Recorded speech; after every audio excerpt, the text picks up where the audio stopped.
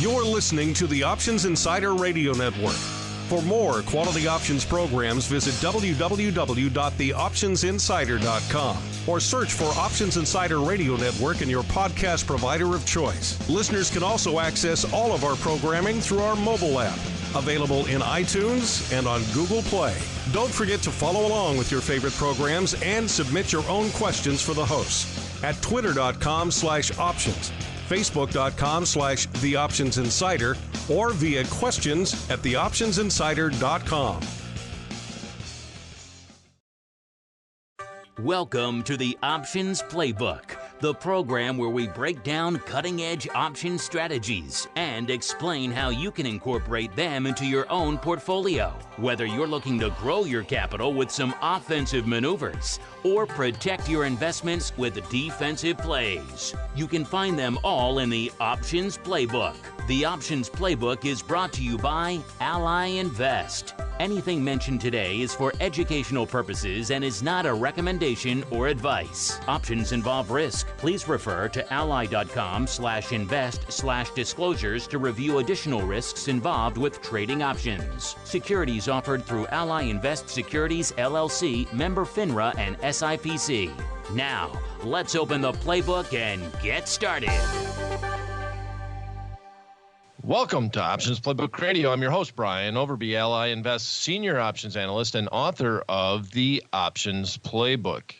All right. Well, we had a great week last week answering listener questions, and this week we're going to get right back into strategies. And if you've listened to Options Playbook Radio, you know that around earnings, I kind of like to do something that's got 2 or 3 legs, and it's been a while from looking back at the archives. What I've just talked about, a just straight out standard butterfly around earnings. And as always on Options Playbook Radio, we're not looking at the specific underlying trying to make a forecast. We're trying to talk about setup. And to me, the strategy is just as important about the stock that you're doing the trade on and the option pricing conditions as it is your forecast on the underlying. We just want to try to look at scenarios where this strategy might be a little bit more interesting than that strategy. So today we're just going to look at a good old-fashioned butterfly. And a good friend of mine likes to call it a time bomb butterfly because we're going to do it around earnings. The biggest thing that's fun about butterflies around earnings is if you're correct on your forecast and you do a short-term option trade, you have 2 good things that happen to butterflies. When you're correct on your forecast, you want the at-the-money option contract, the strike that you sold, you want those options to go as close to zero as possible, as quickly as possible. And the way to make that happen is to have a short time period and also have a crunch in implied volatility. Well, in Costco, we happen to have a situation where they're going to be announcing earnings after the close on a Thursday, which leaves 1 day for the option contracts to live in the May 31st expiration. So I should at this point let you know that we are taping Options Playbook Radio on Wednesday, the 29th of May, and the markets are closed right now. We're going to look at Costco. They're going to announce earnings on the 30th, which is a Thursday after the close. So I would prefer to do this a little bit closer to the close, which is usually the case when you're doing something around earnings. But we're going to look at a call butterfly. I have no opinion on the direction of Costco, and that's always the case with Options Playbook Radio. These are never meant to be recommendations, but you could do the same using the same type of logic. You could just look to the bear side and you could do this type of butterfly that we're going to talk about just using puts. So with that said, let's jump into the standard butterfly. We're not skipping strikes. We're not modifying anything. We're not back spreading it. We're not front spreading it. We're doing a flat out butterfly. Buy 1, sell 2, buy 1. And we're going to go 10 points wide in Costco. So once again, this is going to be kind of an all or nothing type strategy because we're doing it around earnings. So you want to use your speculative paper money to do this type of trade. But you'd be looking at Costco that closed today down a bit. The market had a tough day today. Costco closed at 240.69. It's down $5.62 on the day. The overall market dropped, but it did come back. It was down more as the day began. But right now we have the S&P 500 index that closed at 2,783, down 2 cents on the day. And then we also have the VIX index that climbed up quite a bit. We're above the 15 level again, which means there's a little bit of nervousness in the marketplace. And I think that's been the case for the last couple of weeks. So it's trading at 1790. That was up 40 cents on the day. So we got a volatile marketplace going on via the VIX index. And we also have earnings in Costco. So if we look at the implied volatilities on Costco overall, it's a wholesale retail stock, and implied volatilities just in general aren't extremely high. The Costco stocks will normally trade, if you just look at a volatility chart, and inside the Ally Invest platform, we always look at a 30-day implied versus a 30-day weighted average historical. But the implied volatilities, Costco hangs down around 15% a lot. The high end, it gets up to around 32. Around earnings, like right now, it's around 25 on the 30-day basis. But the near-term implied volatility, the May 31st expiration, is trading at a 62% implied volatility as of this taping. So the first thing we want to figure out from Costco and doing any trade around earnings is what's the expected move in the underlying based off of the nearest expiration, which we're going to be using the May 31st expiration. And if we look at the most at the money long straddle, with Costco closing at 240.69, that would be the 240 strike call and a 240 strike put. That always gives us a feel for what the marketplace is implying the move could be all the way out to that expiration date on May 31st, which is only a few days away. So a lot of people like to think of this as the expected move after earnings. Like it's basically the line in the sand, the over-under, if you will, if you're using betting terms. The midpoint on that is $9.80. We're going to round it up to 10 because that's actually the natural or the asking price, and it just makes the math easy. It's not an exact science by any means. So we're going to go 10 points away. We're going to flip a coin, and today we're going to be bullish just because the coin turned up heads. So we're going to go with call options. And we're going to start by buying an at-the-money option contract on the May 31st expiration. So our butterfly is going to be a 1x2x1, and it's going to be equal width between the strikes. We're going to buy the May 31st 2040 call, sell 2 of the May 31st 2050 calls, and then buy our wing that is our protection, the May 31st 2060 calls. It's 10 points wide total. The net debit is $2.70 on the trade. Since this is 10 points wide, that's the maximum that it could sell for, which is $10. So on this trade around earnings, the maximum we can lose is what the net debit is. That's $270 plus commission. You always got to think about commissions, especially on butterflies, because we have many different legs that we're placing. And you take that $270 and you subtract that from $10, and it says that our max upside here would be $7.30. So we have $270 for every 1x2x1 at risk. Our max upside is $7.30 or $730 less commission on the upside. And by setting this up around in earnings, we actually have a chance that if this thing does make the expected move with the stock at 240, Expected move is 10 points. That would be 250. And we get implied volatility to come in, which usually happens after an earnings announcement. And obviously, we got a huge rate of time decay. That's why a butterfly is an interesting way to get bullish or bearish on this trade.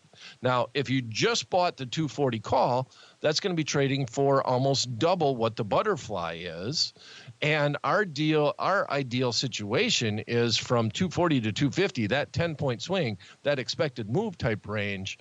We're going to be able to get into that long call, if you will, from 240 to 250 or long call spread for a reasonable amount, for a lot less than just buying that call option outright. Now, the downside is that it's limited, but we have a range that if the market does bounce back after earnings, we have a 20-point range that is within the strikes of the butterfly. Now, if you want to get particular about it, our break evens are going to be the 240 call plus the net debit, which would be 240.270, or the 260 call, the protection call that we bought, minus the net debit, which would be 257.30.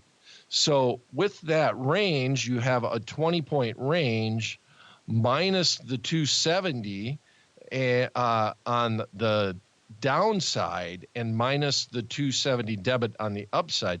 So you basically got a $14.60 range that if this lands within that range at expiration, you'll have some type of profitability. Anywhere between 240.270 and 257.30. So if you're dead wrong, well, yeah, you're also going to lose money quickly too. That's the downside of doing it such a short term, is that if the market does go against you, the option contracts will come in quite a bit as far as time decay and volatility is concerned. And in that instance, you will also lose capital quickly in a hurry. And the worst case scenario is that all the options would expire worthless on the downside as the market went down, and you would lose that $270 or $2.70 for every 1 by 2 by 1 butterfly. Okay, so I'm going to recap the strategy, then I'm going to just talk a little bit about the timing. We're looking at just doing a flat-out, straight-up butterfly. Costco, they're going to be announcing earnings tomorrow on the 30th after the close. Today, right now, is the 29th, and Costco closed at 240.69. The expected move, based off the long straddle in the May 31st expiration, is 10 points. We're going to buy the most at-the-money option with the May 31st expiration, the 240 call, sell 2 of the 250 calls, and then buy 1 of the 260 calls, net debit of $270 per 1 by 2 by 1 spread plus commissions, or entered at $2.70. Okay. Now, why this strategy? Why are we talking about a butterfly? You could obviously flip this around and you could use puts if you were bearish, and you could buy the 240 put, sell the 230 put, and buy the 220 put, and then you could play this on the bear side. But the main reason why we're looking at this strategy is because of the timing of their earnings announcement. Not many companies announce on the Thursday of that weekly expiration in the options world, and it just really gives you you have an expensive underlying at $2.40, and it gives you a real dynamic if you're correct on multiple leg option strategies, and that you got 1 day for these options to live after the announcement, and usually implied volatilities come in. So we're just looking at doing this strategy. You flip the coin, you decide if you want to be bull or bear, but we're doing it because of the timing on their earnings, not because we're a bull or a bear on Costco. It's just an interesting situation to do it in. And butterflies allow you to limit that risk. And even in this instance on the call side, we're starting out as of tonight, as of the market close on 5/29. We're going to be 70 cents in the money already because Costco is at 240.69. And our option contract that we're buying, the most expensive one, that is a little bit in the money, and it's the 240 call. All right. Well, that's going to be it for this episode of Options Playbook Radio. We'll come back. We'll see how this trade does. If I'm doing this as a paper trade, I would probably let the whole day of trading in Costco happen, and I would do this a little closer to the event. Why is that? Mainly because we're trading the earnings. We're not trading the general price movement. If we put this on the open tomorrow, Costco could really move against us and implied volatilities increase. And if that's the scenario, that's not a good scenario for us overall. We want to do this because of the pricing dynamics on a company that's announcing earnings before a Friday expiration, and they're announcing on the Thursday after the close. Okay, so now this time I really mean that's it for this episode of Options Playbook Radio. If you have a topic you'd like us to discuss on the show or a question you'd like us to answer on the program, you can send them directly to me at theoptionsguy@invest.ally.com. Thanks for listening. We'll be back at the same time, same place next week. Until then, may all the options you bought finish in the money and all the ones you sold finish out. The Options Playbook is brought to you by Ally Invest. Anything mentioned today is for educational purposes and is not a recommendation or advice. Options involve risk. Please refer to ally.com/invest/disclosures to review additional risks involved with trading options. Securities offered through Ally Invest Securities, LLC, member FINRA and SIPC.